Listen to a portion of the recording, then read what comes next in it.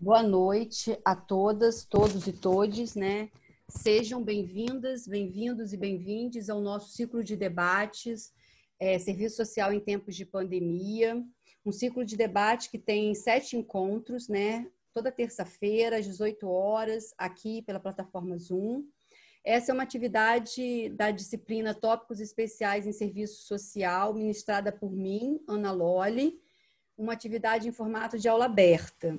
Hoje é o nosso 5º encontro e terá como tema o trabalho de assistentes sociais nas instituições filantrópicas em tempos de pandemia.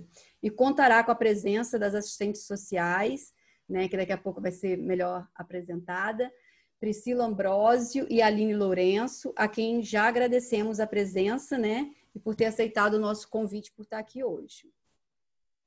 Antes de passar a fala aqui para a Ana Caroline Gimenez, né, que irá mediar o nosso debate de hoje, vou dar alguns avisos, né? O nosso debate está sendo gravado, então, caso não deseje que o seu vídeo fique gravado, registrado, né, por favor, desative a sua câmera. Peço que os microfones do público permaneçam desativados para não atrapalhar as nossas palestrantes, a condução aqui dos nossos debates. E aí eu lembro que as perguntas vão ser feitas pelo chat, né? E aí a gente coloca as instruções aqui para vocês. Essa gravação em breve vai estar no YouTube do Departamento de Serviço Social da PUC-Rio. Então, assim, passem por lá, registrem, né? Tem várias atividades dos outros grupos de pesquisa que eu acho que é importante. A gente faz lá uma divulgação das nossas atividades.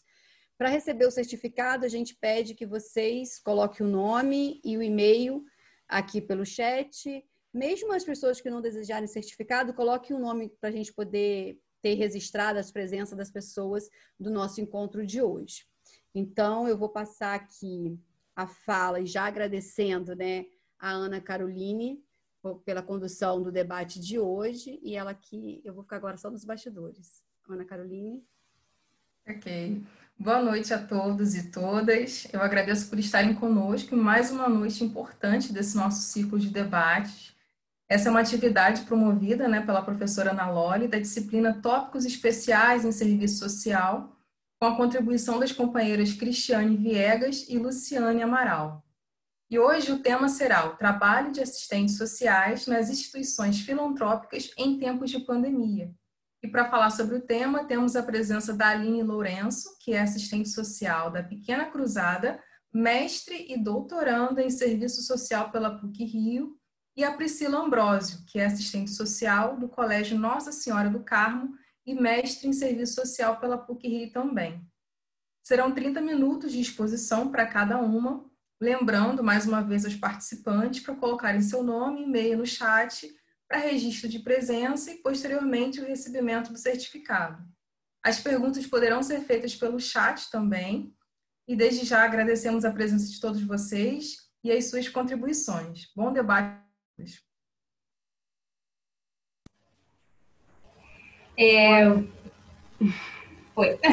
Vamos nos apresentar, né, falar um pouquinho da gente, antes de a gente começar a passar a apresentação, né? Pri, pode ficar à vontade, Pri.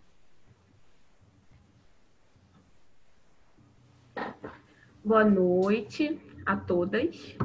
Acho que só tem meninas aqui. Como a Ana já falou, né, eu sou Priscila, assistente social no Colégio Nossa Senhora do Carmo, né? Estou na instituição desde 2015 e sou mestre em serviço social pela PUC-Rio. Então, eu quero agradecer também, desde já, né, o convite da Lolli, por estar tendo o privilégio de participar do ciclo de debate, né, da disciplina, tendo em vista aí tantas pessoas que já passaram, né, professores, outros palestrantes que trouxeram aí debates ricos, né, muito bem colocados, de grandes contribuições. Então, agradeço, obrigada, Lolli, vocês, meninas, obrigada também por estarem aqui. E dizer também que é uma satisfação para mim estar dividindo a fala aqui com a Aline, minha amiga de vida, de profissão, né? E que seja bacana a troca aqui hoje, né? Pode passar o slide.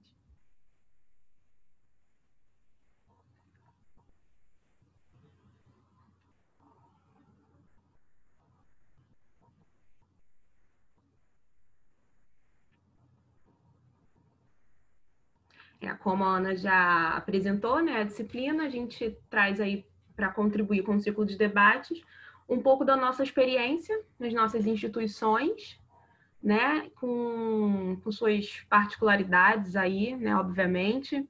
São instituições filantrópicas que atuam na área da educação, né, tem aí o mesmo objetivo, mas com cada um com suas particularidades.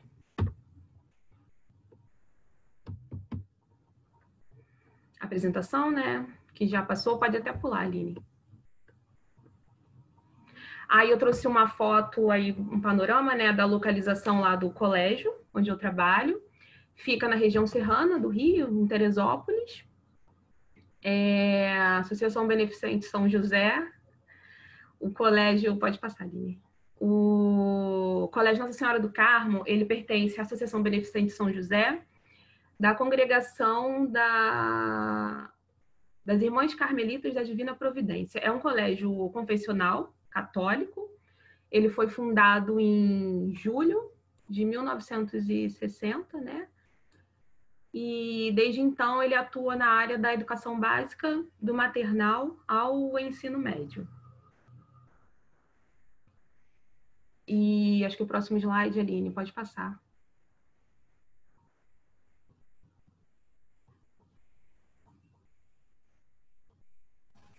Acho que estou tentando.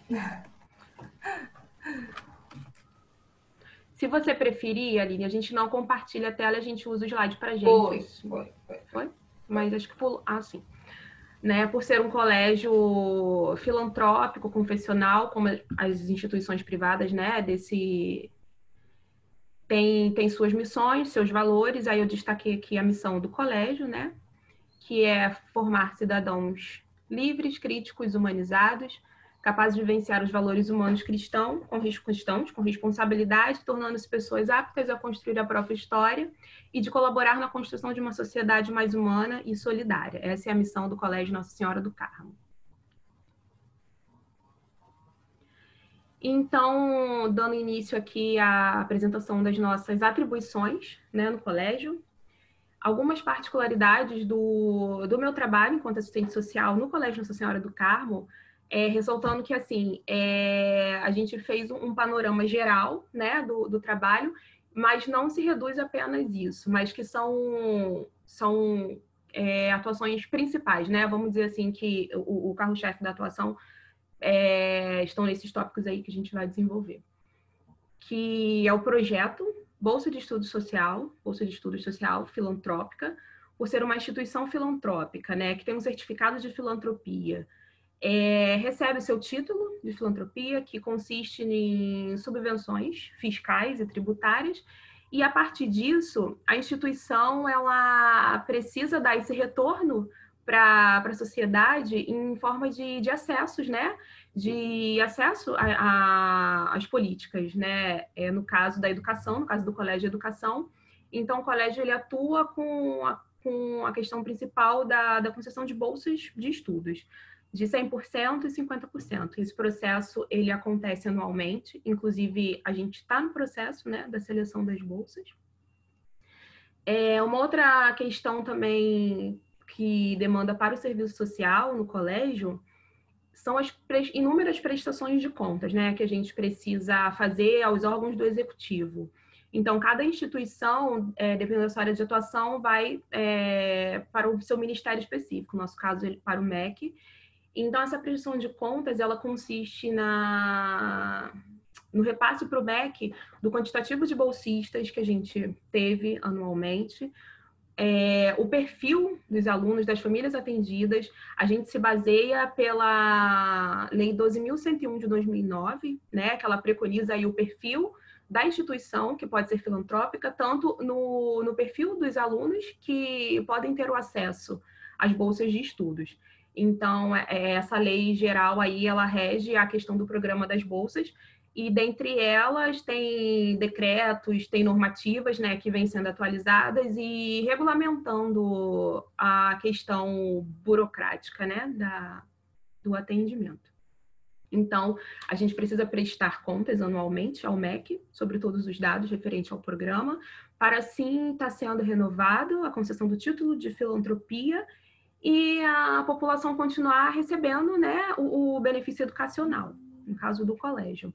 O atendimento, né, social individualizado, que acho que é a parte principal do nosso trabalho, e acompanhamento aos alunos bolsistas, especificamente, né? Tem essa delimitação de acompanhamento aos alunos bolsistas. Então, esse acompanhamento, ele se dá no decorrer do ano, com as reuniões, né, de equipe, com o trabalho interdisciplinar, com a interlocução com as coordenadoras pedagógicas, com a diretora, né, com algumas professoras específicas, que às vezes algumas professoras elas precisam ir comigo para realizar a visita domiciliar, pela questão de ser mais próxima do aluno. Então, assim, tem casos bem particulares. Então, essas profissionais especificamente, a gente está sempre trocando, né? Então, a gente vai fazendo acompanhamento a partir desses dados que é passado para a gente, são passados para a gente. E a partir daí a gente vai fazendo o atendimento e fazendo, né, as intervenções possíveis.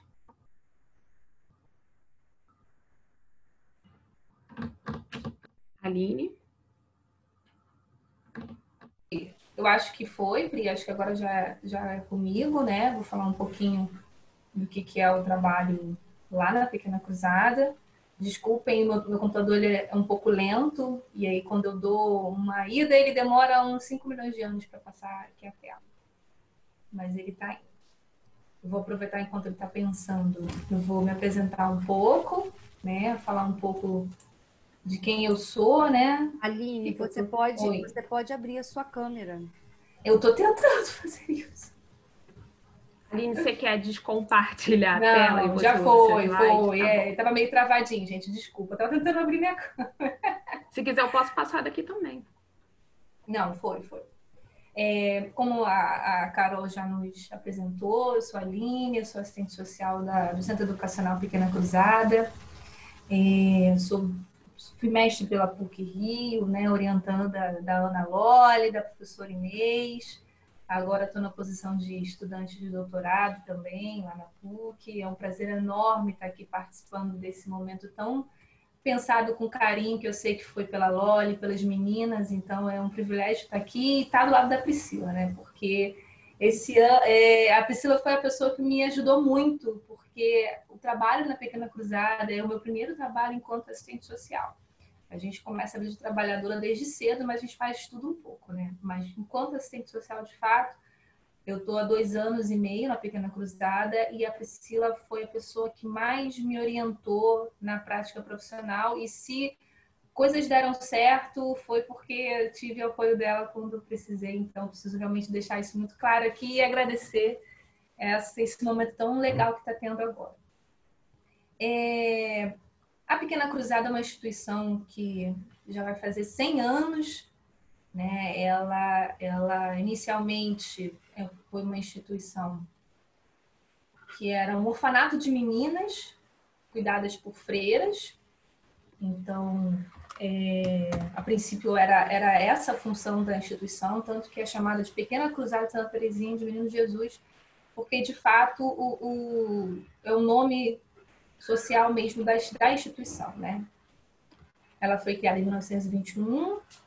Hoje é um centro educacional, né? A gente já não tem mais esse tipo de serviço, né? Acho que foi extinto lá na instituição em 2000, né? Virou um abrigo de meninas. Agora a gente é somente uma escola, então a gente tem todo um corpo técnico trabalhando na escola, mas a história da instituição enquanto uma instituição filantrópica e de cunho assistencial mesmo, né? Ela não perdeu, assim. Então, a gente tem o presidente da instituição, que é o Monsenhor Padre Manangão, acho que ele é bem conhecido, algumas pessoas conhecem, né? Nós temos um corpo de 2 diretores e 4 gestores que são voluntários, que são pessoas próximas ao padre e que são voluntários lá na instituição, são pessoas muito competentes, estão sempre trabalhando muito para a instituição funcionar. e temos o corpo de apoio, os funcionários, que é da parte da escola, né? A diretora escolar, o gerente de apoio, que é a parte mais administrativa, financeira, e em torno de 90 funcionários, que inclui os professores. A instituição vive somente dos valores das mensalidades, né, e das locações. A instituição é dona do terreno do posto de gasolina do lado, é dona do prédio, que é uma outra creche particular. Então, ela se move realmente em torno das mensalidades e desses aluguéis dos terrenos do lado. É uma escola grande, então são 2 prédios de 3 andares. O prédio antigo que funcionava, o abrigo, é enorme, enorme, muito grande. Então, essas 37 salas de aula em que eu me refiro são as que são utilizáveis. Então, parte do prédio é alugado para outra creche, então a gente é uma instituição muito grande. Temos uma capela também no terreno, essa capela ela é alugada para casamentos, tem um salão que também é alugado para eventos.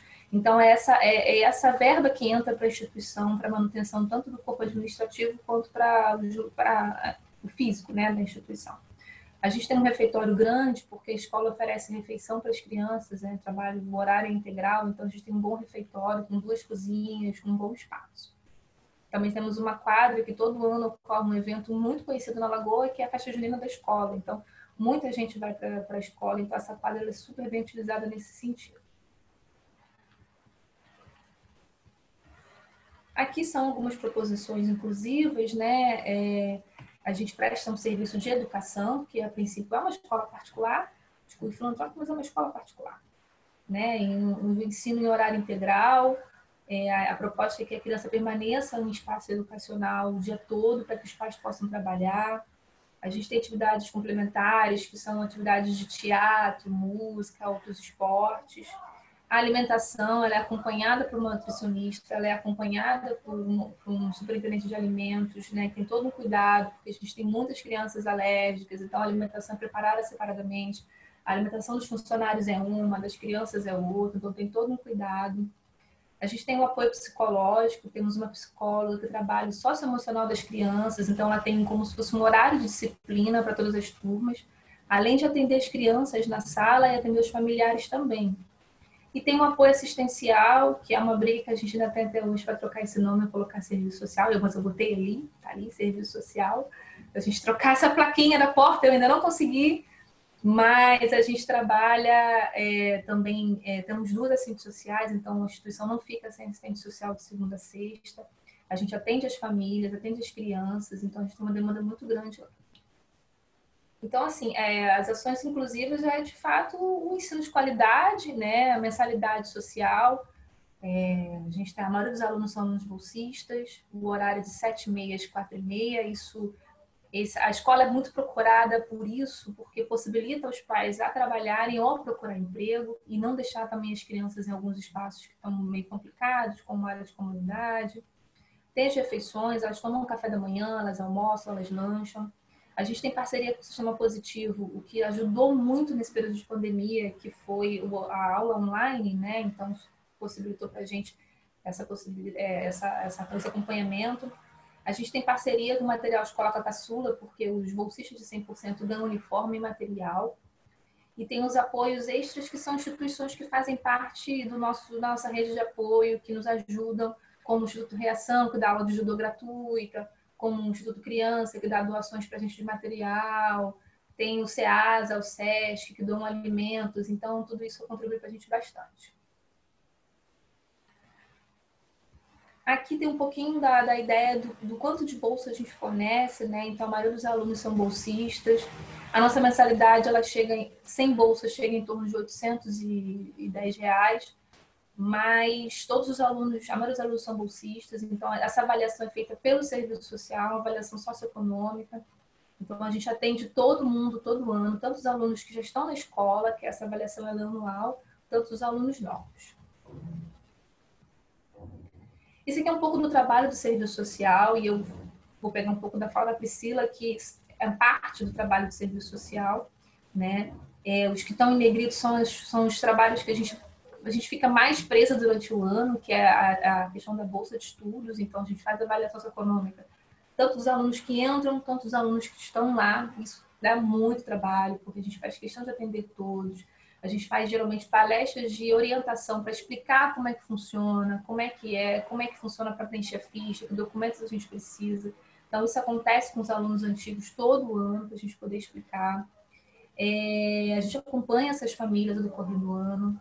A gente participa dos conselhos, que são conselhos importantes para a gente, tanto para a questão de informação e garantia de direitos, quanto para os certificados, porque as doações que a gente consegue, elas dependem do certificado desses conselhos. Então, a gente participa das assembleias, está sempre participando, além de entregar anualmente os relatórios e os planos de ação da instituição. Tá? Tem articulação com a rede local, então a gente faz parte de um grupo de profissionais que trabalham na Zona Sul, tanto o Conselho Tutelar quanto as instituições, e essa rede local foi fundamental no período da pandemia. Depois a gente vai falar um pouquinho sobre isso. A gente elabora o perfil das famílias atendidas, porque isso também é super importante para saber que caminho o serviço social pode percorrer para dar acesso a alguns serviços. Então, a gente saber aonde mora, com quem mora, qual tipo de trabalho tem acesso, qual o perfil desses trabalhadores e das famílias. Isso é feito todo ano para todo mundo que entra e todo mundo que muda de condição econômica ou social. Essa manutenção das parcerias, ela é super importante. A gente tem parceria com o SESI, que é o Mesa Brasil, que é um programa de alimentação. Então, a gente retira alimentos de 15 em 15 dias. Geralmente são frutas, legumes, hortaliças. O SEASA também tem doação de 15 em 15 dias. O Instituto Criança, eles nos fornecem atividades, ingressos, material também. A ação da aula de judô para segundo e terceiro ano, que dá em torno de 200 crianças, o horário é entre as disciplinas, então também o curso a aula de judô ela é gratuita, e os outros parceiros que a gente vai conseguir no decorrer do ano e do trabalho. Então, assim, o trabalho do serviço social, essa é parte do trabalho, né? Eu sempre costumo conversar com a Priscila, o serviço social dessas instituições filantrópicas, ele só funciona quando a gente tem muitas dificuldades, quando a gente tem atritos, quando a gente está sempre se colocando, porque o serviço social que funciona, ele vai estar sempre incomodando alguma coisa, está sempre lutando, está sempre com muitos desafios. Então, a gente vive diariamente desafios, porque são essas atividades, tem outras atividades que a gente tenta implementar, depende de um monte de coisa, depende de financiamento, de verba, de juntar a equipe pedagógica, entender que a gente faz parte do grupo de educadores também, que a educação ela não é só a sala de aula, ela é condição da família, ela é condição financeira, é psicológica, é um conjunto de atividades e que a gente precisa estar junto na escola para poder fazer com que essa família tenha acesso a todos os serviços possíveis e que a criança se envolva bem também, né? Se não se alimenta bem, não vai adiantar, se está num espaço de violência, não vai adiantar, isso vai interferir na sala de aula. Então, eu acho que o serviço social tem um papel muito importante de lembrar que o processo de educação não é só na sala de aula. Então, é mais ou menos isso. Agora a Priscila vai falar um pouquinho para a gente sobre o que é ser assistente social trabalhador em período de pandemia, né?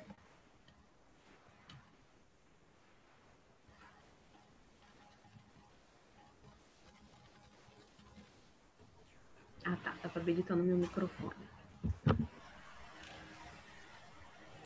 Então, gente, pegando ainda um gancho, né, na fala da Aline sobre essa questão que, assim, o serviço social, ele, nessas instituições, não só nessas, né, a gente sabe que não são só nessas, mas, assim, ele é serviço social em cima a partir de muitas lutas mesmo, de muitos desafios.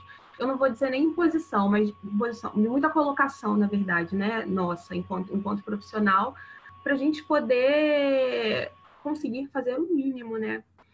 E atendendo aí, né, a questão da temática tratada, né, no ciclo de debate sobre a nossa atuação agora nesse período, né, atípico de pandemia, que a gente permanece vivenciando, porque, né, não acabou ainda.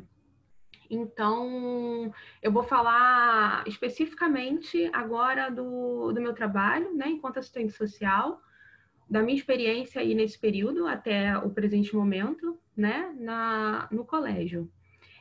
O início da pandemia, eu tenho em mente, assim, para mim, a data que ficou registrada, né, 16 de março, quando para a gente foi comunicado lá no colégio que estaria começando, eu lembro que foi uma segunda-feira, o isolamento social, né? Então, foi nesse momento aí onde a gente muito, assim, sem saber o que fazer, né, todos nós, começamos muito devagar começamos a nos reinventar, tanto nas nossas atividades rotineiras, quanto principalmente no trabalho, né? Então, no sentido assim de criar estratégias para permanecer na rotina. Então, a partir desse dia em diante, o mês de março, para finalizar o mês de março, a gente ainda ficou meio assim de casa, né? Vamos começar o trabalho remoto, mas meio que esperando o que ia acontecer, tentando reorganizar como a gente ia fazer dali por diante. Ok. Sendo que no início de abril ao dia 15 de julho, eu fui afastada do trabalho, né? Por 4 meses seguidos. Então, assim, como tem sido, né? O trabalho em período de pandemia, não teve trabalho. Então, assim, para o serviço social do Colégio Nossa Senhora do Carmo, né? Falando lá do meu colégio específico, nesse momento, o trabalho do serviço social, ele não foi realizado, né, nesse período, porém, o colégio, ele permaneceu com suas funções pedagógicas, as aulas remotas e tudo mais. Ok. Quando eu retomo, em 15 de julho, as demandas, elas estavam postas, né, demandas acumuladas, né, obviamente, mas estavam postas, porque eram períodos de quê? Julho a gente começa o período da seleção das bolsas, né? E tinha lá a prestação de contas do MEC aguardando. Então foi tudo, teve que fazer tudo naquele batidão, né? A gente sabe como é que foi tudo muito corrido para poder não dar choque com o calendário do cronograma das bolsas, para não cobrir o cronograma das matrículas. Então, assim, a gente ainda está no processo, né, da seleção de bolsas lá no colégio. E nesse retorno, já com a seleção dos bolsistas, claro que assim, o nosso trabalho ele não tem sido presencial, que é a partir daí, né, que a gente já começa a encontrar um pouco de dificuldade. Tanto no nosso trabalho, porque é como se eu estivesse começando a reorganizar meu trabalho no meio da pandemia, a partir de julho, que, né, foi o que aconteceu. Então, pensar um processo de seleção de bolsas, né, à distância, como que faz, como que vai ser a orientação para as famílias, né? Então, assim, esse pensar, ele ainda está acontecendo, né? Ainda está acontecendo porque a gente vai pensando de uma forma, vai vendo se dá certo ou não, aí não dá certo, a gente ajeita, né? A gente reorganiza. Então, as dificuldades, elas existem na questão da parte das famílias, né? No preenchimento lá burocrático, né, do formulário, no anexo aos documentos que tem que ser apresentados, né, que a gente tem aí um rol de documentos para ser apresentados para solicitar a bolsa, né, a bolsa social. Então, como que geralmente é o fluxo anual? A gente se reúne com as famílias, a gente dá as orientações sobre o que tem que ser feito, orienta passo a passo do formulário para ser preenchido, bate todo o rol de documentos. Esse ano não teve, e o nosso contato ele vem sendo via e-mail, via WhatsApp, telefone. Então, na hora que eu pego esses formulários para começar a analisar, eu percebo as dificuldades, né, na escrita, no preenchimento das informações, e algumas dificuldades de eu identificar algumas coisas. Então, assim, o que tem facilitado muito são as cartinhas que as famílias têm escrito, né, para a gente, que foi uma sugestão também de estar explicando mais ali a questão da realidade, né, socioeconômica que cada família tem vivenciado agora e tal, e para eu entender também. E as dúvidas que vão surgindo, o meu contato é via telefone e acabo fazendo atendimento ali pelo telefone. Em casos muito específicos, a gente chama uma família ou outra para o atendimento lá no colégio, né? Que nesse momento ainda permanece sem aulas presenciais. O colégio ele está preparado para o ensino híbrido já, né? Então, muito pequena parte da equipe continua trabalhando, né, lá, e as aulas remotas.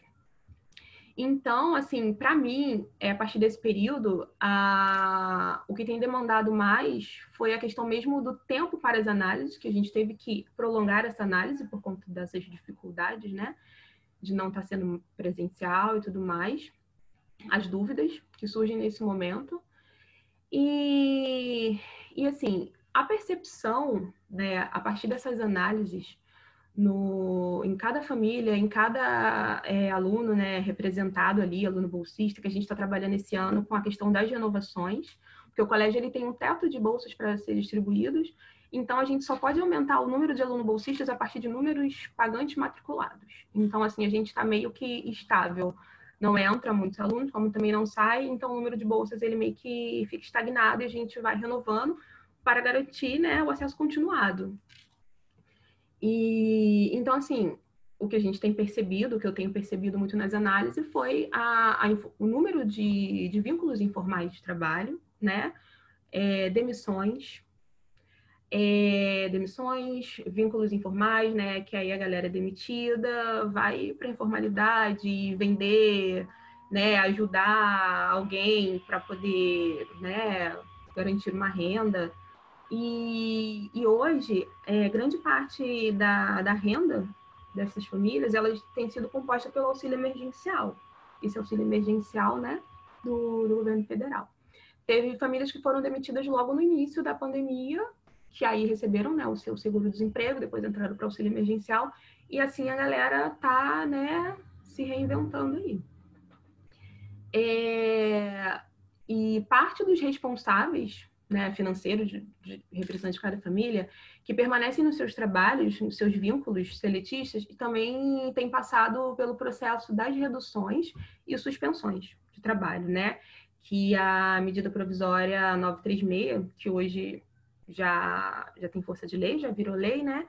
Ela, desde abril aí, tem instituído essa questão das reduções dos vínculos, da carga horária, né, e redução salarial, e a suspensão mesmo dos contratos de trabalho.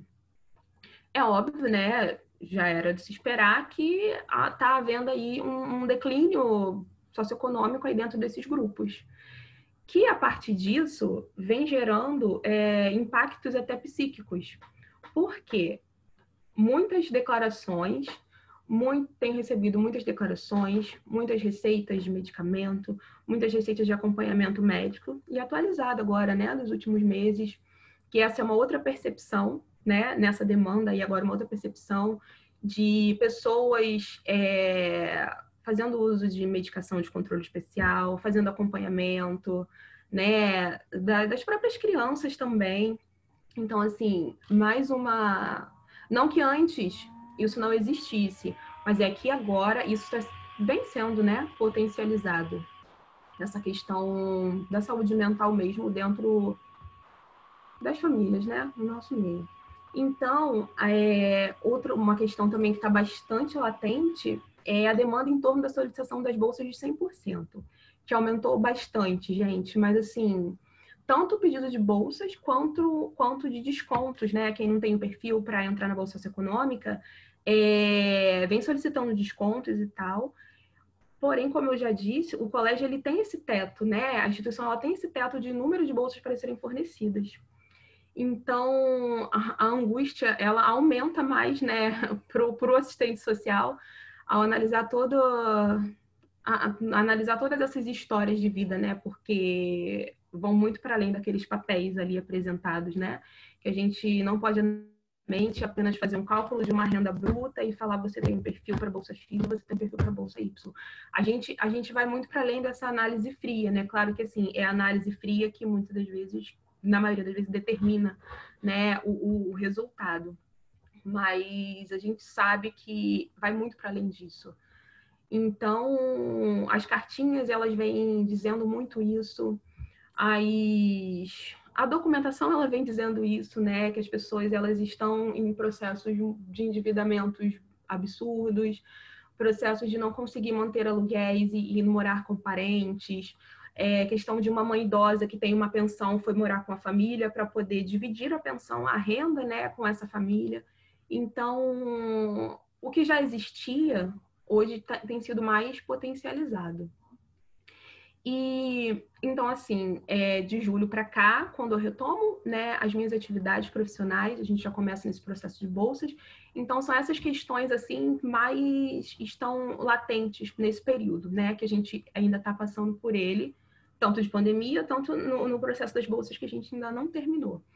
E trazendo agora a reflexão, né, de nós, assistentes sociais, das demandas para os assistentes sociais em tempos de pandemia, eu direciono um pouco a reflexão para a gente mesmo enquanto trabalhadora, né? Assistente social enquanto trabalhadora, que acho que eu posso dividir aqui até com a Aline também, que passou parte, né, dessa questão de redução de contrato de trabalho, né? Só que ela vai falar, né, obviamente, da experiência dela. Então, assim, esse afastamento, como eu já mencionei, eu tive meu contrato de trabalho suspenso, ou seja, quando a gente está com um contrato de trabalho suspenso, é zero contato com os usuários, zero contato com qualquer forma, né, de atividade laborativa. A gente não pode mesmo. É como se a gente estivesse em casa recebendo um seguro-desemprego, né? Porque aí tem a questão, toda a questão aí burocrática, né, que demanda a AMP. Então, parte dessa questão da experiência, da nossa experiência, né, da experiência de assistentes sociais especificamente, né, no nosso lugar, no nosso espaço ocupacional e no nosso lugar enquanto profissional, trabalhadora, assalariada, parte dessa questão que faz parte da minha experiência foi a questão mesmo também trabalhista, né? Que a gente pensou, Aline, vai ser bacana a gente falar dessa questão também, não só enfatizar as questões no nosso espaço, mas também trazer a reflexão para a gente enquanto trabalhadora, inserida nas mesmas da população, né? Outros colegas anteriormente também já trouxe também um pouco dessa fala, né, para a gente aqui no ciclo de debate. Então, assim, que a gente tem tido esse privilégio, né, de estar acompanhando esses debates super bem tratado pelos professores, pelos demais profissionais, né, sobre os seus espaços, dinâmicas de trabalho nesse período, falando sobre suas dificuldades, né, e problematizando de uma forma em geral também a questão da banalização da pandemia, né, por determinados grupos, né, e pelo próprio governo. Hoje também a gente poderia frisar mais nessa questão, né, desses relatos sobre o adensamento dessas dificuldades que a população, né, que a gente atende tem enfrentado. Poderia mencionar questões lá do início do recebimento, né, do auxílio emergencial, sobre a questão que a gente viu muito, né, não que hoje não exista mais, mas acho que hoje não está tendo muito foco para isso, das pessoas tentando receber o auxílio, aquelas filas quilométricas nas agências bancárias, enfim, né? Contudo, eu, assim, trago um pouco a reflexão, destacando o nosso lugar mesmo enquanto profissionais de instituições públicas, instituições privadas, intermitentes e por aí afora, né? Que, independente dos vínculos, estamos nessa condição de trabalhadora. E por isso, por estarmos também nessa condição trabalhadora, a gente tem aí passado aí junto com a população um enfrentamento, né, das questões trabalhistas. Então, assim, o nosso lugar de população, que também somos, né, inserida na sociedade capitalista, que, assim, que a pandemia, ela só vem agudizar uma crise, né, já existente, de fato. Então, hoje, acho que a pandemia, ela está levando responsabilidade, né, por toda a crise econômica, pela crise do mundo do trabalho e essas demais fragilizações aí trabalhistas. E dentre todos esses enfrentamentos, nós, trabalhadoras, né, assistentes sociais, também temos passado por esses limites das reduções, suspensões de nossos contratos de trabalho e tudo mais que já foi colocado. Então, assim, isso justifica também a questão, né, do meu afastamento das atividades. Enfim, né, que a proposta, na verdade, não é nem fazer a exposição da medida provisória 936, né, que justifica a questão das suspensões de contrato. Mas mesmo que eu quero deixar aqui para a gente hoje também essa reflexão, né? E não, assim... E interrogações também, né, para a gente, sobre para onde a gente está caminhando, né? Para onde a gente está caminhando, para onde a gente ainda tem possibilidade de caminhar. Então, o cenário profissional, né, que foi preponderante no meu espaço, né, na minha experiência aí nesse período aí de pandemia que segue, foi a questão da suspensão dos contratos de trabalho, trazendo, né, para a gente enquanto profissional, e essa agudização aí dessas questões socioeconômicas das famílias que a gente atende.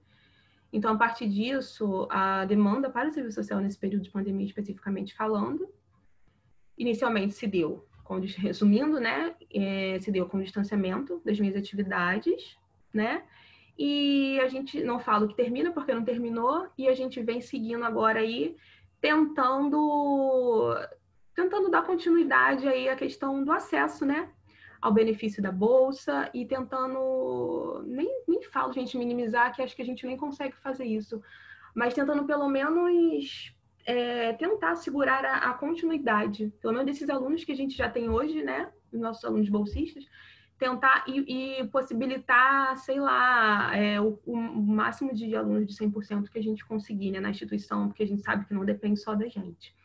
Mas o enfrentamento nesse momento é esse, e eu acho que a Aline vai dar uma continuidade agora aí na fala. Oi, vamos lá. Vou falar um pouquinho da minha experiência enquanto profissional que teve o horário suspenso, o horário de trabalho suspenso, né? E as atividades que eu realizei durante a pandemia, porque durante a pandemia eu trabalhei, né? Eu não fiquei em trabalho remoto, vamos dizer assim, né? Então, eu tive muita demanda, eu trabalhei bastante em casa. Foi necessário, a gente não teve escolha, apesar de todo o discurso da medida provisória do acordo entre os funcionários e os patrões, isso não teve como ser feito, né? Ou você assina a redução ou a suspensão, não vai ter como você ficar. Então, o meu horário foi reduzido, foi minimamente reduzido, não tive uma redução grande, foi de 25%. E a instituição teve condições de repor o que faltava no salário completo. Então, eu não tive, de fato, nenhuma redução de valor, né? Eu recebia a parte do governo e recebia o restante que faltava pela instituição. Então, isso ficou bem acordado.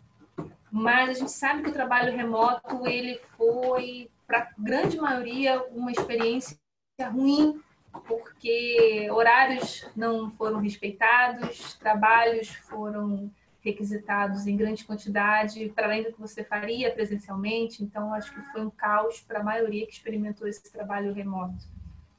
E para o serviço social da Pequena Cruzada e os outros profissionais também não foi diferente. Nesse período, eu precisei estudar as coisas que estavam acontecendo para poder informar os pais o que estava acontecendo. Então, assim, o trabalho do serviço social, inicialmente, a gente começou a trabalhar em abril, de fato, porque março foi um mês perdido, ninguém sabia para onde bem, para onde ia. Então, quando saiu o auxílio emergencial, a gente teve que estudar o que era o auxílio emergencial. Como é que funcionava o auxílio emergencial? Para onde as pessoas tinham que ir, o que procurar, como fazer. Então, a gente ficou no atendimento por telefone. A gente atendia por dia em torno de 50 pessoas. O telefone não parava o dia inteiro. E, assim, como boa assistente social que a gente aprende a ser, a gente tem que anotar tudo que a gente faz, porque o nosso trabalho ele é constantemente questionado. Então, a gente precisa, de fato, fazer aqueles relatórios, chats burocráticos, a gente precisa fazer isso. Então, eu consegui ter um pouco de noção de quanto de atendimento eu tinha diariamente. Então, era em torno de 50 atendimentos. Isso telefone, sem contar o Zap, sem contar o link que você manda. Entra nesse link da Caixa, eu não estou conseguindo entrar no aplicativo, o link funciona assim.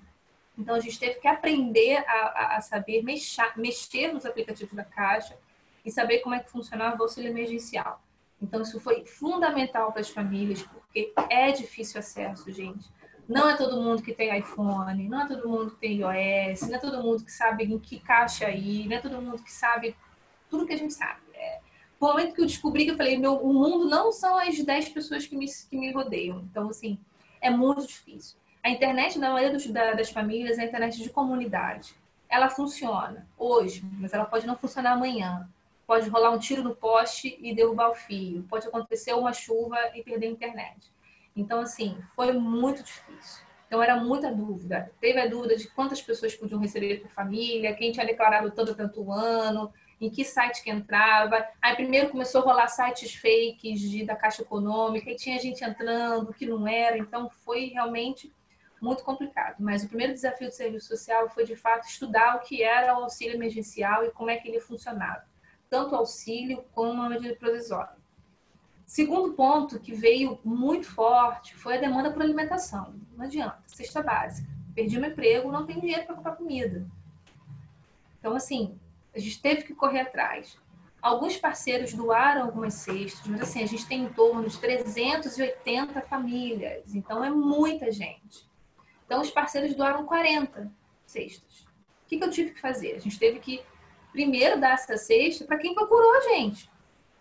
Então, como a gente tem esse controle de anotar, a pessoa ligou pedindo tal coisa, tal dia, a gente deu primeiro essa cesta. Só que aí não deu conta.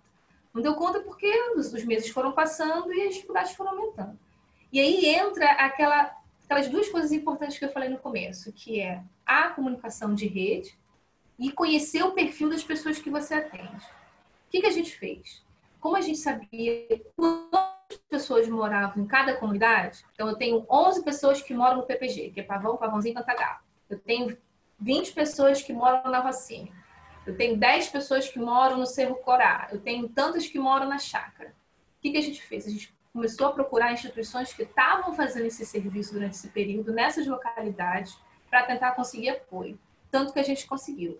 A gente conseguiu durante 3 meses ou 4 meses cesta básica para todo aluno que morava no Pavão Pavãozinho, pelo Solar Menino de Luz. Eu tenho até que agradecer a Beatriz, se ela estiver aí. Beatriz, muito obrigada, porque foi outra ciência social que fez rede com a gente e ficou nessa doação de cesta básica mensal para as famílias todas que moram lá no PPG.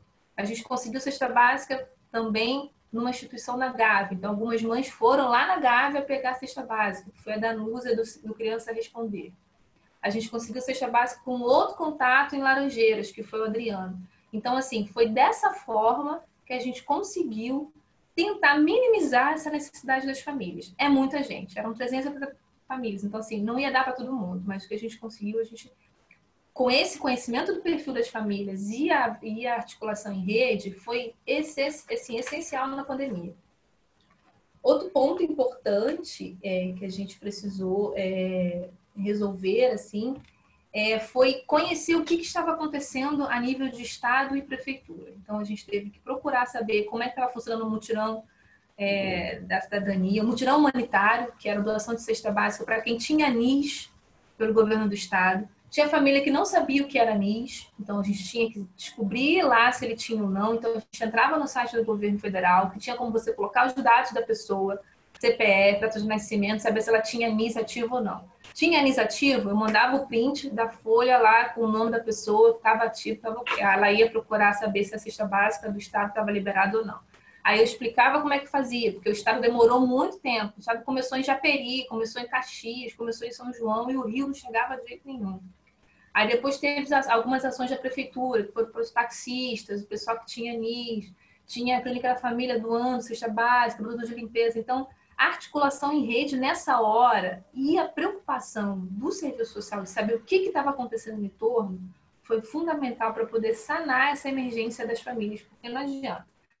Perdeu o emprego, é a comida que vai faltar primeiro. E a maioria das famílias de lá são de filhos de porteiro, que de alguma forma tem um vínculo formal, ou mãe diarista e faxineira e doméstica. E no caso de diarista e faxineira não vai ter vínculo formal. Ela vai 2 vezes por semana, ganha 150 e volta. Então parou de trabalhar, ninguém mais foi trabalhar. Todo mundo ficou em casa. Ou o porteiro perdeu a hora extra dele, diminuiu pra caramba o salário contra cheque, ou perdeu o emprego. Então, assim, houve uma queda enorme de segurança econômica para essas famílias. E é aquilo que a Priscila falou, pessoas voltando para suas terras, que tem muita gente do Nordeste, voltando para Paraíba, voltando para o Ceará, porque, olha, não deu certo aqui, eu não posso ficar esperando voltar. Ou voltando a morar com familiar, ou batendo lá na escola, falando, Aline, eu não sei o que eu faço, para onde eu vou. Então, na hora que a gente começou a fazer essa avaliação socioeconômica novamente, desses alunos novos, estão todos procurando horário integral, porque é o horário que pode deixar a criança e pode procurar emprego. Tem muita gente em cálculo de renda per capita em cima do auxílio ou do seguro. Ou seja, não tem renda nenhuma, que vai acabar. Tem gente com carteira já marcada para demissão. Quando acabar o período de suspensão que ela teve de 3 meses, mais os 3 meses que é obrigada a ficar, acabou, ela vai ser mandada embora. Então, assim, a chance de a gente ter um número grande de trabalhadores desempregados em janeiro, março, vai ser enorme, que é quando acaba esse período todo de suspensão e redução. Como é que a gente faz? O que a gente faz com isso? Então, assim, a preocupação do serviço social durante essa pandemia foi tentar articular essas questões, tanto com a instituição, que também suspendeu seus funcionários, que também reduziu seus funcionários, com a rede, a gente tinha a rede local, para poder minimizar o máximo tudo isso que aconteceu, assim. Então, eu acho que deu para falar um pouquinho, né, do que a gente tentou fazer. A gente está voltando a atender, tem muita gente precisando de emprego. Então, o que a gente está fazendo? A gente fez um perfil no LinkedIn, que a gente consegue ver o que está rolando no LinkedIn de perfil. A gente vê na rua alguma propaganda de emprego, a gente coloca no status do Zap. O pessoal que recebe manda para a gente. Então, a gente está todo dia colocando vagas lá no telefone do serviço social para as pessoas tentarem. Acho que é a única forma que a gente tem no momento, assim, de tentar contribuir para esse período tão difícil e que eu tenho a impressão de que vai piorar. Mas o serviço social está lá combativo, enfrentando, todos os dias tem um estresse, um problema, mas a gente está acostumado já e a gente já espera.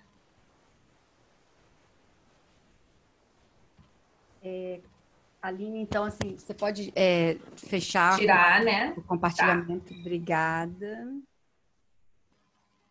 Vou passar, então, aqui a fala para a Ana Caroline, que vai conduzir aqui o debate, mas já agradeço as excelentes explanações, né, da Aline e da Priscila aqui nesse momento, tá? Vou passar aqui para a Carol. Também agradeço, excelente exposição, né, Aline e Priscila. Muito obrigada por essas ricas contribuições que vocês trouxeram para esse debate, né, que vocês trouxeram questões muito importantes para a gente pensar de forma crítica o trabalho dos assistentes sociais nesse contexto de pandemia, né? E também para a gente compreender a profissão enquanto categoria inserida na divisão social e técnica do trabalho, né? E sua atuação nas instituições filantrópicas, onde se percebe esse grande desafio do assistente social enquanto trabalhador e também agente, né, na garantia de direitos. Bom, surgiram algumas perguntas e a gente vai fazer alguns blocos, né? Eu sugiro que nós primeiro façamos 3 questões para as convidadas responderem, e aí, posteriormente, a gente faz um outro bloco com outras questões. Pode ser assim? Então, vamos lá. A primeira questão é: com a tendência à diminuição dos concursos públicos, vocês acreditam que haverá mais postos de trabalho para os assistentes sociais em instituições filantrópicas?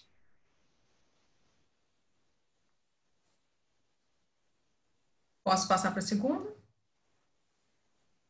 Outra questão. Muitos pais ou mães com vínculos laborais suspensos? Algum caso? E a outra questão. Quais estratégias podem ser utilizadas pelos assistentes sociais em instituições filantrópicas para fazer uso de sua relativa autonomia? Ok? Quer que eu repita mais alguma questão? Não? Então tá bom. Aí vocês podem ficar à vontade para responder aí. E aí, Pri, a gente responde tudo junto, misturado, a gente divide. A gente pode responder junto. Um pouquinho de cada, né? Sim, a gente Quer fala que eu comece? Cada uma das 3, pode. Tá. Olha, eu fico muito preocupada com essa questão da redução dos concursos públicos, sabe? Porque o trabalho em instituições filantrópicas, ele pode ser finalizado como qualquer outro. Então, assim, é um trabalho muito difícil, porque a gente tem várias questões que estão antes da gente chegar enquanto trabalhador numa instituição filantrópica. Então, a gente trabalha todo dia com o simbólico daquilo que vem carregado de várias questões que a gente já sabe, né? Conservadorismo, a ideia do indivíduo culpado, que a pessoa que precisa tem que aparecer lá rasgada, pedindo pelo amor de Deus, todas aquelas coisas que a gente já sabe como é que funciona. Então, isso já é um desafio diário. Entender que uma instituição que recebe isenção fiscal ou algum tipo de dinheiro público, ela não está fazendo nenhuma coisa boazinha para aquela pessoa que está oferecendo a bolsa. Então, assim, é muito difícil, a gente está quebrando isso todo dia. Isso é um processo complicado. Eu não sei, sinceramente, a pessoa que me perguntou se vai aumentar, não sei. Porque essas instituições também estão passando por dificuldades. Eu não vou nem levar em consideração a questão do como é feito, se é conservadora, se é assistencialista, não estou levando nem isso em consideração. Mas a manutenção dessas instituições é muito complicada. A gente está passando por um processo de crise econômica mesmo. Para elas conseguirem sobreviver, elas precisam de financiamento.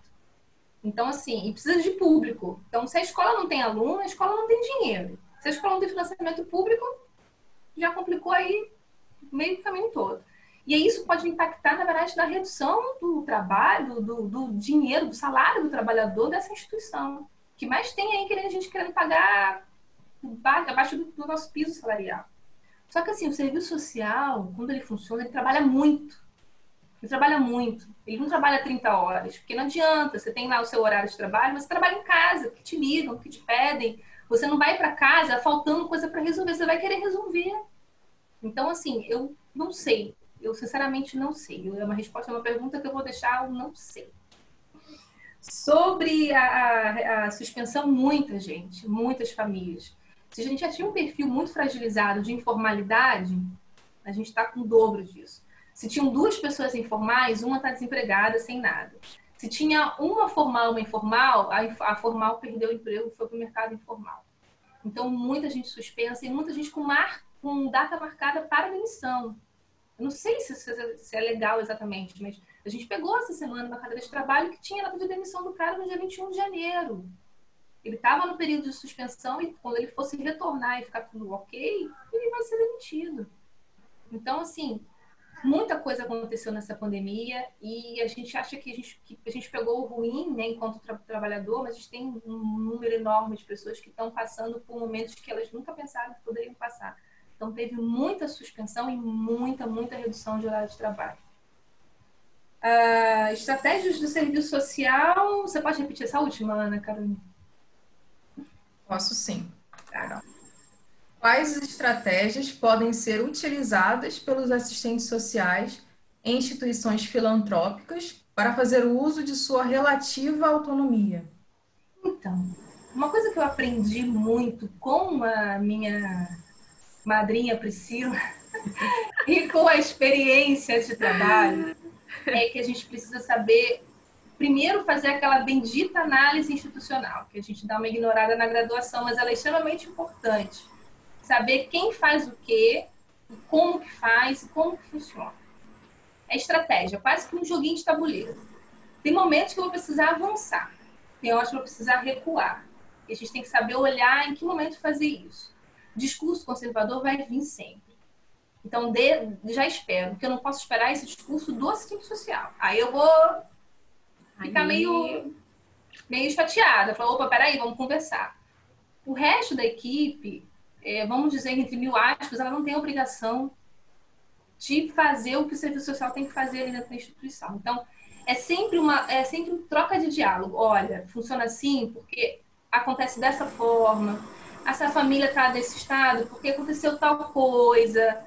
Sabe? O que eu vi na minha experiência profissional é o julgamento pela aparência. A gente tem que ir para além disso.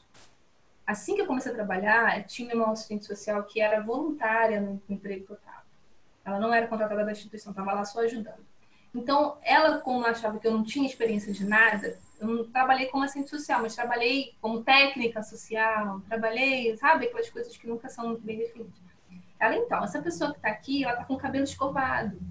Então, assim, ela tem dinheiro. Aí eu, olha que coisa. Essa outra tem aparelho. Então, ó, fica de olho. Se ela usa aparelho, é porque ela tem dinheiro para pagar manutenção. Para avaliar a bolsa, levando em conta essas questões. Então, assim, é o tempo inteiro desconstruindo isso. Tirando do senso comum. Porque as pessoas vão trabalhar em cima do senso comum, não adianta. é mostrando de forma séria e crítica como é que o serviço social funciona, como é que o serviço social tem que funcionar. Se você não pensa dessa forma, se você tem um outro olhar de vida, mas o serviço social tem que fazer assim. A avaliação de bolsa é o seguinte: tá no perfil, então ela tem que estar. Se você não gosta, se você vai com a cara, se você acha ela chata, se você acha ela feia, isso aí você não, pra mim, não tá dizendo nada. Então é esse embate o tempo inteiro. E é tirar essa ideia de que está sendo feito uma benesse para a pessoa. Não é isso. São trabalhadoras, cada um tem a sua história, tem condições ali, o serviço social tem que bater o pé toda hora e tem que bater o pé toda hora sim. Não estou ali para ser pessoal, é o profissional. Olha, é isso, eu preciso fazer isso. Esse é o meu dever enquanto profissional fazer isso. Se você não concorda, não, aí é o serviço social. Então, acho que é a obrigação de ter um olhar crítico e respeitoso com as famílias, que eu acho que é a questão importante, respeitoso com as famílias, é um dos maiores desafios em instituições filantrópicas, porque vem carregado, sim, de todo um peso conservador, de que a pessoa tem que chegar lá se arrastando, de que se você está com um cílio legal que está na moda, você já tem dinheiro, então você não vai ganhar você 100%. Não, não é assim que funciona. E isso bate muito lá no meu trabalho. E a questão da visita domiciliar também. A ideia da polícia. Nós não somos polícia. Nós não estamos aqui para ver se você comprou cedo ou se você comprou sério. Não quero saber. Estou vindo para ver como é que está a casa da criança. O que esse espaço aqui dificulta o acesso da criança a estudar? Não tem lugar para ela estudar? Vamos conversar. O que está precisando? É para isso a visita domiciliar. Não é para fazer policiamento do que você está consumindo e o que você está fazendo com o seu dinheiro. Então, acho que são desafios que apareceram para mim na instituição. Então, vou retomar aí as questões, né, e contribuir um pouquinho com a Aline, com o que a Aline já falou. Você pode repetir para mim a questão das estratégias? Sim. Por favor. Essa última, né? Quais as estratégias podem ser utilizadas pelos assistentes sociais em instituições filantrópicas para fazer o uso da sua relativa autonomia? A pergunta deixa bem clara, né? A questão da relativa autonomia, que já começa aí por sermos trabalhadoras, né? Aí já inseridas nessa lógica, a nossa autonomia, né, profissional, ela já se torna relativa. Contribuindo mais ainda assim com o que a Aline falou, que ficou muito bem colocada, né? Essa questão que a gente tem que saber qual é o momento da gente avançar e o momento da gente recuar para avançar depois, né? Uma das estratégias assim que eu vejo, que passa por mim, é a questão de você sinalizar, eu falo isso na questão da gestão, na questão da equipe, de você sinalizar legalmente, mostrar na lei, tá na lei, é assim que tem, assim, né? De uma forma bem cuidadosa, de você sinalizar legalmente a importância de determinada intervenção, a importância de determinada questão que tiver posta naquele momento e que alguém, né, com senso comum, vem rebater, né, vem querer bloquear e tudo mais. Então, assim, pelo menos funciona, sabe? Não vou dizer que funciona 100%, mas ajuda bastante. Ajuda bastante, porque a partir do momento que você coloca pega mesmo, né, no alicerce aí da instituição, que é o título que ela tem de filantropia. Para a instituição permanecer com esse certificado, permanecer usufruindo tudo, a gente tem que andar na linha com isso aqui, a gente tem que fazer isso aqui, mais ou menos nesse direcionamento. Então, assim, as coisas muito a contragosto, a gente vê que começam a ser flexibilizadas, mas assim, gente, com muita dificuldade. E uma outra estratégia também que, claro que, assim, ninguém, né, tirando o assistente social, ele não tem, assim, obrigação, né, de saber o que tem que ser feito, como tem que ser feito, e o olhar que deve ter para determinada situação. Mas ele minimamente tem que ser trabalhado, né, esse senso comum dele. Então, uma das estratégias é fazer mesmo, tentar promover, que não é fácil também, né, a participação da equipe em capacitações, né, reuniões, da gente estar falando, explicando o que é o nosso trabalho, o que o assistente social está ali para fazer, o porquê, né, daquele trabalho. Porque essas instituições específicas que a gente trabalha, elas, assim, elas são pioneiras na prestação desses serviços, né? A gente sabe disso, que também a gente não pode jogar a água da bacia fora com o bebê dentro, a gente tem que reconhecer, né, o trabalho dessas instituições. Então, eu sei que a gente quer, né, fazer o nosso trabalho da melhor forma, e a gente sabe o que tem que ser feito, né? Então, assim, a gente chega com aquele gás, a gente quer, né? A gente, assim, que é meio um pouquinho, né, Aline? Afoita, ágil, quer fazer tudo naquele momento, mas tem hora que a gente tem que dar uma respirada, aceitar algumas coisas e depois conversar, e depois retomar, e explicar, sinalizar, e até enaltecer um pouco, né, aquele trabalho, porque de fato está ali oferecendo serviço, né? De uma forma ou de outra, com um olhar conservador ou não, está oferecendo serviço, está atendendo as famílias, está dando algum tipo de acesso, né?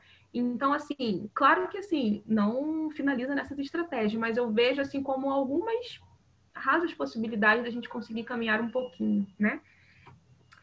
E sobre a questão, né, da redução dos... Foi essa pergunta, né, que eu anotei, dos concursos públicos, se haverá mais trabalhos, né, nessas instituições.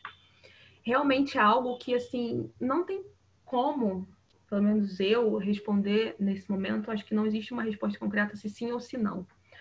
Por quê, né? Porque eu penso dessa forma, ainda mais com essa questão agora da minha experiência, né, pessoal, como tantas outras, de ter ficado um tempo com o contrato reduzido, aí beleza, ok, tá, o trabalho está continuando. Chegou um momento de determinada ação do serviço social no colégio, por exemplo, a seleção das bolsas, um relatório que tem que ser feito naquela data. Vai lá, retoma o seu contrato. Aí eu fico pensando, será que futuramente as instituições vão achar que tem a necessidade de permanecer com um vínculo, né, efetivo, profissional nessas instituições, ou vai fragilizar ainda mais esses vínculos ao invés de abrir mais as portas para empregar, sabe? Ah, vou contratar um vínculo intermitente, vão lá tantas horas, dá tempo de você fazer isso, vão fazer aquele contrato temporário. Entendeu? Então, assim, é muito tênue a gente avaliar isso, né, nesse momento. Antes, um tempo atrás, a gente até via como, assim, muitas possibilidades dessas instituições, né, que de fato são grandes empregadoras, né, dos assistentes sociais, nós assistentes sociais. Mas, nesse momento, é tudo muito incerto, né? Então, assim, eu não consigo fazer essa avaliação. E acho que uma pergunta também que foi feita sobre o vínculo dos pais, eu acho que eu já até respondi um pouco na minha fala. Sim, eu tenho encontrado tem bastante casos, né, de vínculos suspensos, tanto suspensos quanto reduzidos, e ficam oscilando. A medida provisória acaba e retoma a medida provisória, que hoje agora é lei, né, que a partir de julho ela é lei, e ainda tem essa questão. Como agora tem força de lei, a última atualização, o prazo é até 31 de dezembro para permanecer reduções e suspensões. Então, assim, a gente também não sabe a partir de janeiro como vai ficar, né? Porque a cada 15 dias é avaliada em um novo decreto, né, para sua permanência ou não. Então, assim, temos sim encontrado muitas famílias com seus vínculos suspensos e reduzidos. Sim, é isso. Perfeito. Bom, surgiram mais 3 questões. E aí, se tiver... Já acabou a cota. Já. Para vocês, aí a gente faz outro bloco, mas eu acredito que vão ser só essas 3 mesmo. Mas a participação está aberta. Quem quiser colocar sua questão no chat, pode ficar à vontade. A questão é: quais os atuais desafios à categoria profissional? Outra questão: qual tem sido a relevância das entidades filantrópicas diante do atual cenário de pandemia e agravamento da pobreza?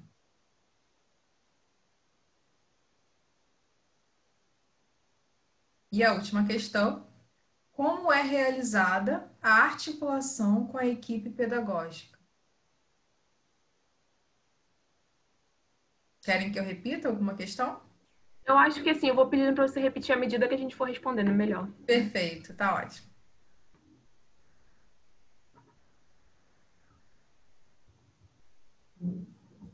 Aline, você quer começar de novo?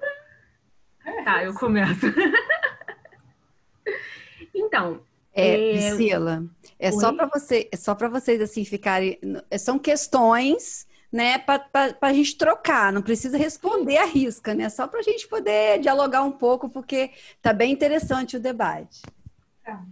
Tá. Os atuais desafios da categoria profissional nesse momento, eu acho que é sobreviver e permanecer no trabalho, para a gente continuar sobrevivendo. Que na real é isso, né, gente? Também, né? E nesse enfrentamento mesmo dessa aproximação de manter o mínimo dos serviços, né? Da oferta dos serviços aí à população, dos atendimentos, né? Que eu vejo, pelo menos lá em Teresópolis, as equipes dos CRAs, né, do Serviço Público, elas têm retomado aí a questão das visitas, porque tem demandas que realmente necessitam.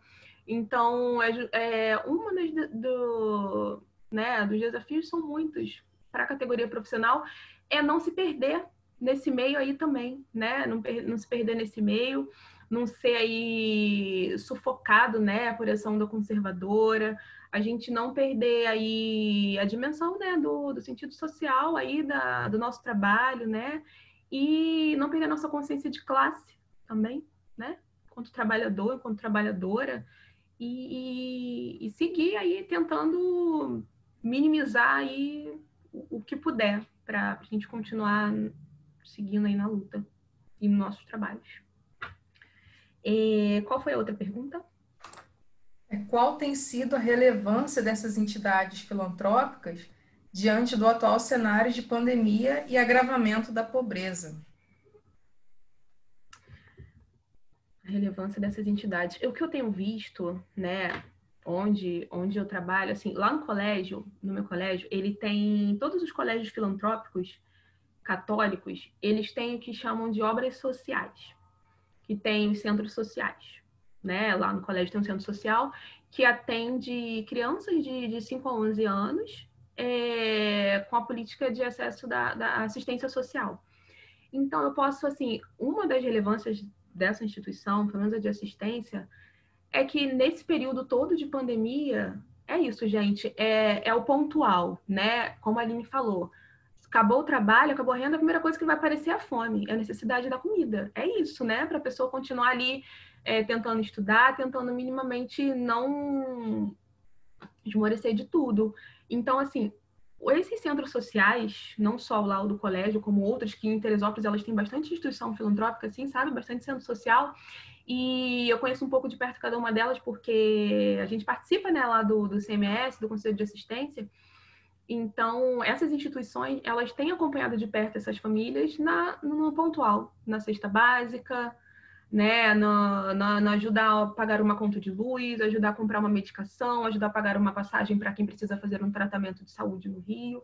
Então, assim, nesse momento, a relevância dessas instituições tem sido no pontual.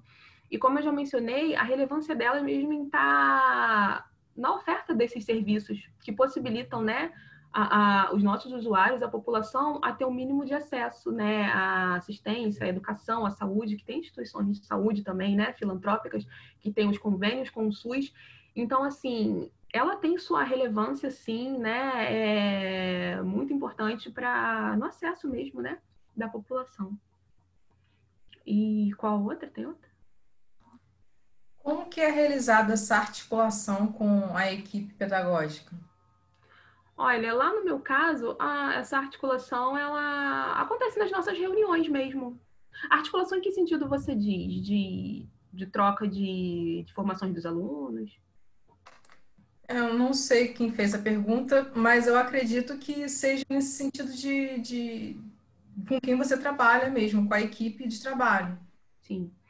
Então, a equipe do serviço social sou eu, né? Só tenho de assistente social, mas assim, a minha principal articulação é a secretária do colégio, que é uma pessoa assim, a gente se dá muito bem, a gente troca muito, ela me ajuda bastante, né, com as questões dos alunos e tal. Essa colega, ela já trabalha lá no colégio há 40 anos, o colégio tem 60 anos. Então, assim, é a pessoa importante que eu acho que para mim substitui toda a equipe pedagógica. Mas eu tenho um diálogo, sim, com as coordenadoras pedagógicas, com a gestão. Então, a articulação num todo com a equipe, ela tem um acesso tranquilo. Tá, vamos lá. eu acho que a primeira questão a Priscila respondeu muito bem, eu vou passar essa, porque os desafios são tantos, a gente pode ficar aqui até amanhã, não vai ser legal. Sobre a relação, a relevância das entidades filantrópicas nesse período de pandemia e começo da pobreza, olha,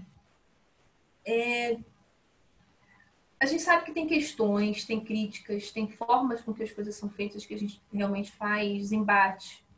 Mas isso não quer dizer que o serviço que é oferecido não faça diferença na vida do trabalhador. Então, assim, a escola que eu trabalho é integral. Sem isso, não existiria a possibilidade de alguns pais trabalharem. Então, a maioria trabalha aqui do lado, ou trabalha em bairros do lado, próximo, e a maioria mora em comunidade. Então, quando eu pergunto por que o horário integral, ou não precisa nem perguntar, isso já vem na conversa, na entrevista, é para eu poder trabalhar, é para eu poder ficar calma, saber que meu filho está bem na escola, é para eu tirar ele da comunidade porque está tendo muito tiroteio, ele não precisa ficar ouvindo isso, ele está traumatizado, ele não sai para brincar com ninguém, ele não tem amiguinhos. Né? Teve uma criança na semana passada que levou um tiro de raspão de fuzil e foi assim, raspão do raspão, a bala não encostou na criança, abriu um buraco na coxa da criança, assim, sabe? Ele estava tomando açaí lá no São Carlos com a mãe. Então, é para tirar a criança desses espaços de violência, é para tirar a criança dos espaços, momentos de violência na família, porque teve também, a gente percebeu o aumento de violência doméstica. Então, assim, é muito complicado. Então, é de extrema importância um ambiente escolar integral com alimentação e atividade, além das disciplinas. Então, as crianças sentiram muita falta. Teve criança falando que sentiu falta da farofa. Eu não aguentava mais comer pão com manteiga no almoço. Aí você fala, caramba, não estava almoçando. Porque almoçava aqui, criança em casa vai comer mais, então a mãe não vai ter mais condições de bancar a comida como tinha antes, porque é menos gasto a criança comendo o dia inteiro na escola, segunda a sexta, né? É fato. Então, assim, é importante, sim. Como isso é feito, a gente tem que trabalhar. O serviço social vai estar lá tentando fazer o máximo, dando os cabelos todos, cabelos brancos lá de frente. Como a instituição vê o que está fazendo, também é outra questão. Mas esses tipos de serviços são essenciais. Isso não quer dizer que a gente tem que pressionar o Estado, que a gente não tem que se colocar enquanto trabalhador, enquanto profissional crítico, comprometido, sim, sempre. Mas eu não vou negar a importância dessas instituições nessas horas de grande emergência. Eu não vou negar isso. Eu não estou dizendo que a política social não é importante, não, nada disso. Estou lá junto, vamos trabalhar junto para garantir o direito, Estado, tudo direitinho. Mas elas têm um papel muito importante, porque é o primeiro acesso, é o que está mais próximo.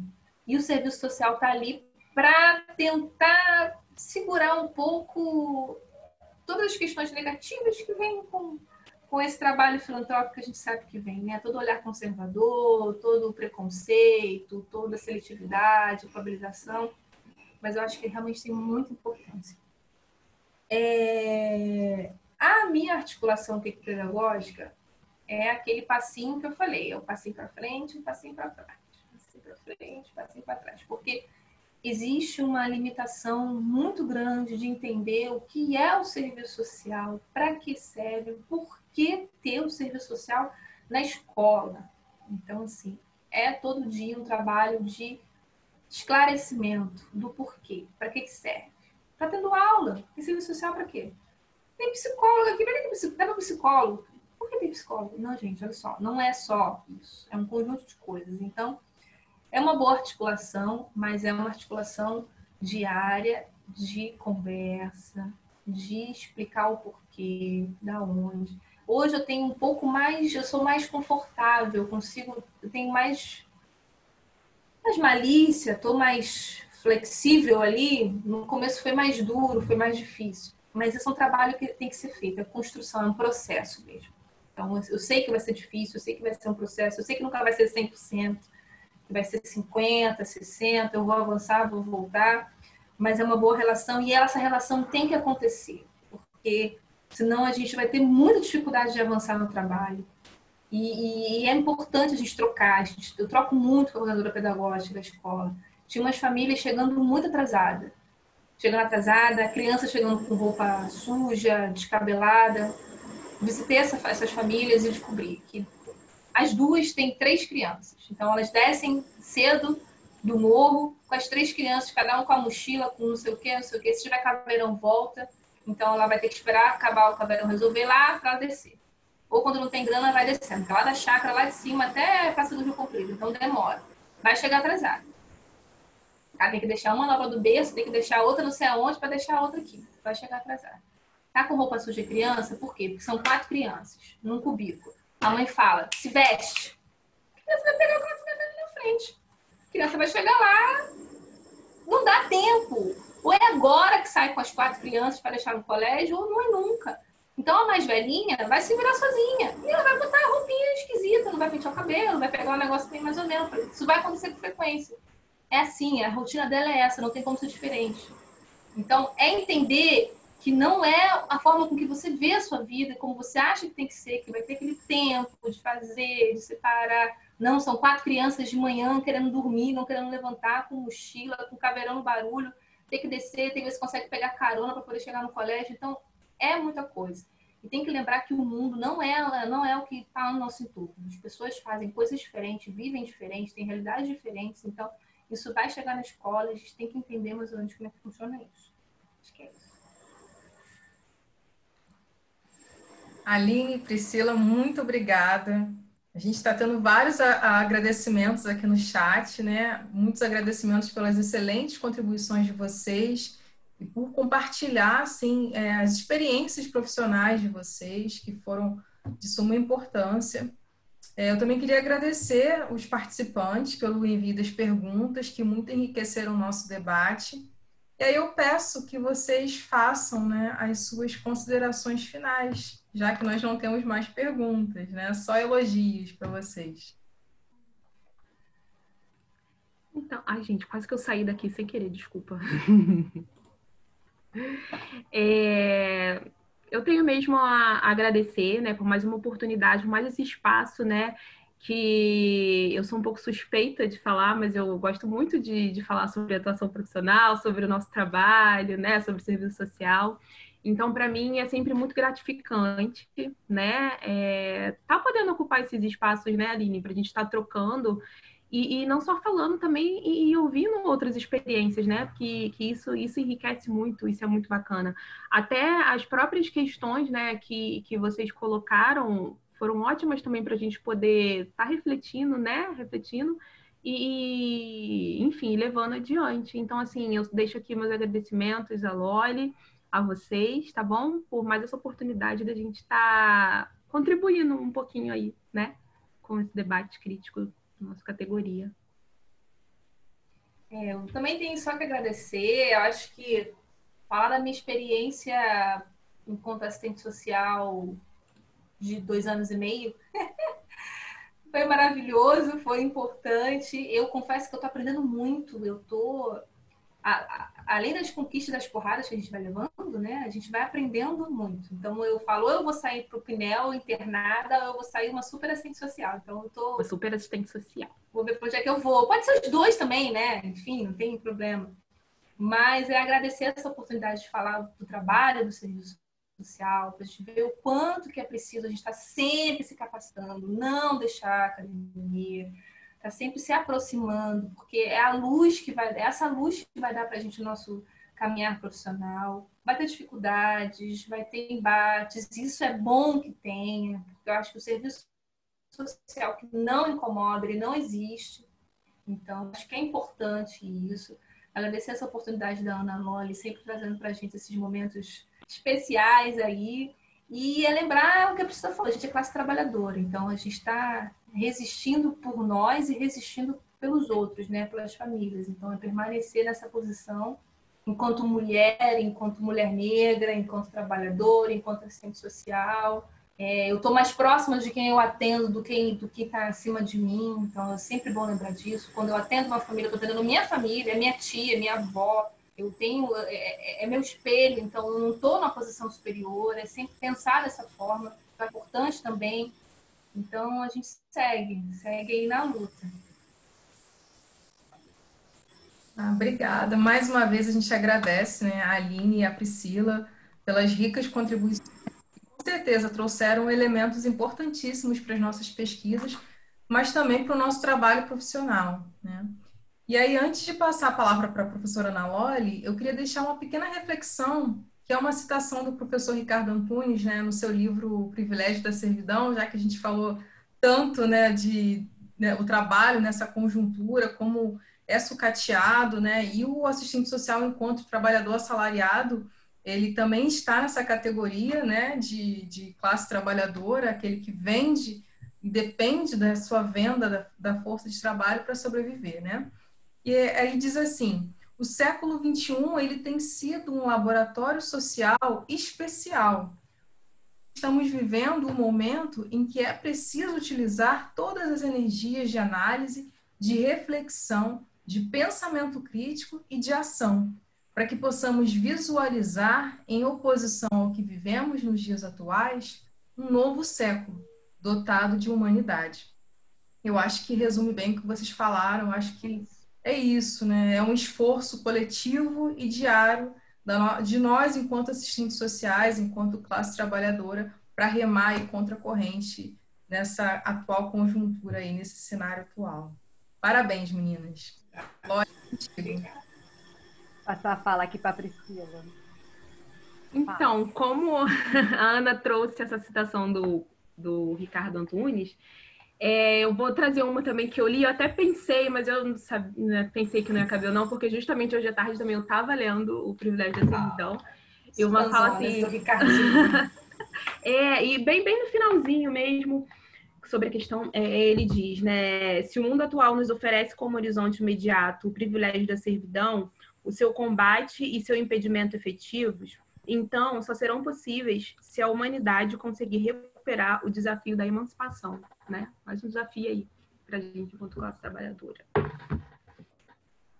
É isso. Excelente.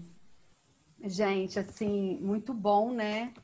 Ouvir Priscila e ouvir a Aline, né? Então, assim, é um orgulho e é uma gratidão, né? A gente escreveu aqui, todo mundo colocando aqui no chat. Eu acho que é importante a gente refletir sobre o trabalho nas instituições filantrópicas, né? Porque a gente está aqui no ciclo de debates, trazendo várias questões, né? Vários espaços socioocupacionais, mas como elas mesmas colocaram, é importante também pensar esses espaços socioocupacionais, até porque tem muitos... foi um dos primórdios, né? Do serviço social, né? Então, assim, é importante, é um espaço de trabalho do assistente social, né? Então, assim, não tem a filantropia, mas o assistente social está lá enquanto um trabalhador. Então, acho que as duas falas que trouxeram aqui, essa questão da gente poder pensar o trabalho dos assistentes sociais nessas instituições, mas também pensar o assistente social enquanto um trabalhador, o qual vive, né, nesse contexto de intensificação da precarização do trabalho e nesse período pandêmico, que é aqui o nosso ciclo de debate, né, pensando na questão da pandemia. Nesse ciclo, nesse período da pandemia, essa intensificação foi maior, né? Isso reflete aí nas duas citações aqui do trabalho do Ricardo Antunes, o privilégio da servidão, porque hoje a classe trabalhadora tem o privilégio de ser servidão, né, de servir ao capital, né, e de que forma a gente pode sair dessa situação? Nos organizando enquanto classe, enquanto categoria profissional, né, e num projeto maior, que é esse projeto de emancipação humana, né, numa perspectiva mais ampla. Então, assim, eu acho que é importante para a gente poder pensar e o quanto os desafios também, não só para nós enquanto categoria do serviço social, mas também para as outras categorias de trabalhadores, né? Porque são usuários dessas instituições filantrópicas, né? Isso reflete muito na fala da Aline e na fala da Priscila. Mas também para a gente poder pensar os desafios dessas instituições, do trabalho assistente social nessas instituições, né? Ficou bem claro, tanto na fala da Aline quanto na fala da Priscila, essa questão do colégio, já que elas estão trazendo uma experiência do colégio, né?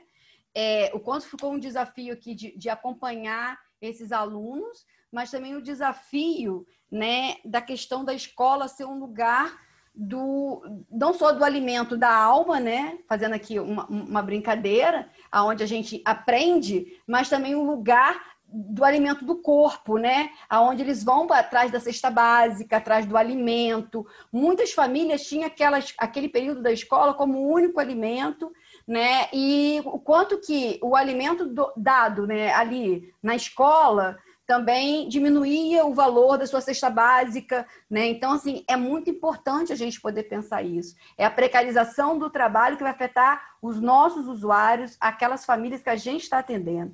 Então, assim, eu me fiquei pensando várias coisas, né? Então, assim, muitas horas aí aqui, vocês podem ter me visto aí pelo vídeo aqui, mas eu estava anotando, porque isso são desafios, né? Então, assim, a gente foi colocado também na fala da Priscila e na fala da Aline, que a gente já vivia, sim, uma crise antes, né, da crise pandêmica. A gente vivia uma crise orgânica, né? Como a gente trouxe o tempo todo aqui nas nossas aulas e no nosso debate.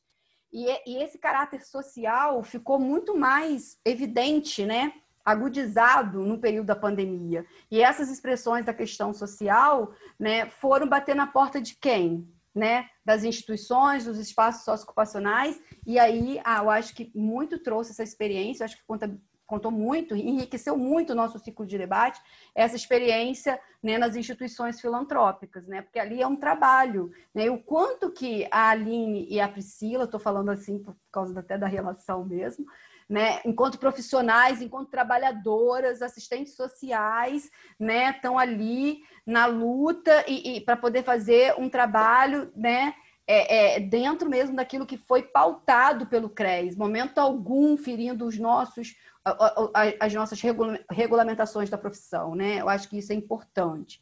A outra questão que eu acho, para a gente poder finalizar aqui, eu agradecer imensamente aqui a fala das duas, a condução da Carol e os bastidores aqui também, né, da Cristiane e da Luciane, que a gente fica aqui nos bastidores, né, para poder ter essa estrutura aqui para vocês. Agradecer todos e todas e todos que estiveram aqui presentes com a gente na sala, né, e todas as outras pessoas que vai também nos assistir pelo YouTube do Departamento de Serviço Social da PUC-Rio. Mas, assim, só para a gente poder fechar aqui, a gente não pode, assim, em qualquer conjuntura, em qualquer situação, a gente tem possibilidade de superação, né? Então, assim, a gente não pode deixar que o pessimismo da razão seja maior que o nosso otimismo da vontade. Então, a gente precisa resistir muito, né? E fazer esse trabalho coletivo, e estar na luta, e é isso. A gente precisa nos unir, nos reconhecermos, né, enquanto classe trabalhadora, para resistir, né, esse período da pandemia e outras crises que virão. Então, assim, gratidão pela Priscila, pela Aline, por estar aqui conosco hoje, trazer esse debate, nos proporcionar, né, esse momento. Eu estava muito cansada, né, no início aqui da live, mas assim a gente consegue, né, ter ânimo porque a gente está juntas, né? Juntas, juntos, juntos, né? Estamos todos, todas e todes, tá? Eu acho que isso é importante. Estamos aqui e vamos resistir sempre, né? O serviço social resiste.